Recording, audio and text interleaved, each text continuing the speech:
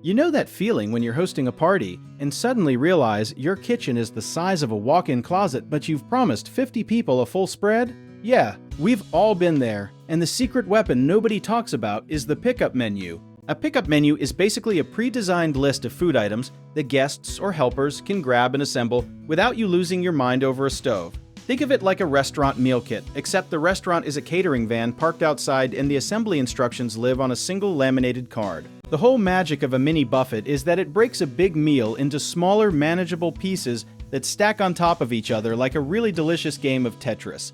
Vendors who design these menus well are thinking in layers, literally, because the physical stacking of food containers is part of the plan. Here's where stacking becomes an actual art form and not just a vibe. When you order from a smart vendor, your proteins sit in one container, your sides in another, and your sauces in small sealed cups, all sized so they nest together like Russian dolls that taste incredible. Warming trays are the unsung heroes of the whole operation, and most hosts underestimate them the way people underestimated Wi-Fi in 1990.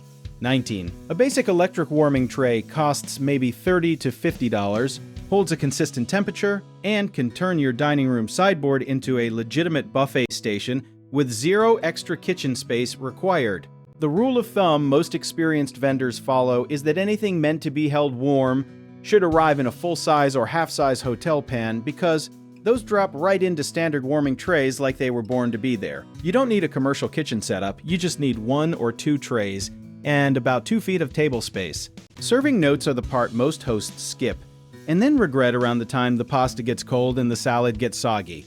Good vendors include a little card or printed insert that tells you exactly when to open each container, what order to set things out, and which items can sit at room temperature safely. Think of serving notes as the instruction manual for your buffet that you actually want to read, unlike every piece of furniture from a Swedish flat pack store.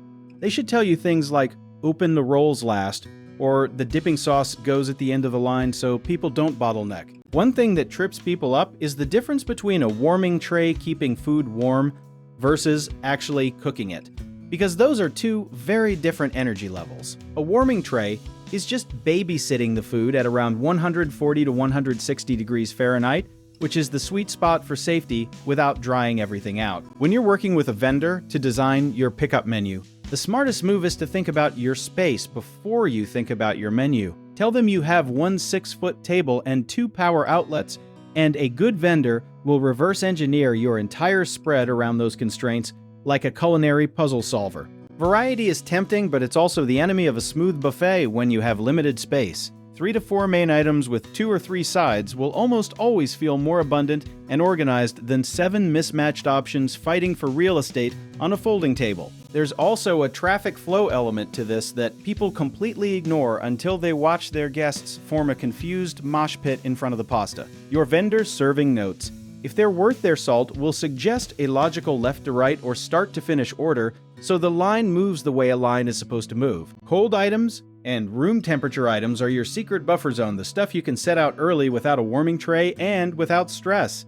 Think antipasto, bread, salads, and dips that basically set themselves up while you're still fussing with the hot food. The whole system, stacking containers, warming trays, serving notes, logical flow, works best when you treat your vendor like a partner and not just a delivery driver. Ask them questions, tell them your quirks, and let them help you design a menu that fits your actual life and not some imaginary kitchen you wish you had. At the end of the day, a well-designed pickup menu isn't just about food, it's about buying yourself the freedom to actually enjoy your own event without living in the kitchen all night. If you want to learn more about how our company helps hosts and vendors build these systems together, go check out the links in the description.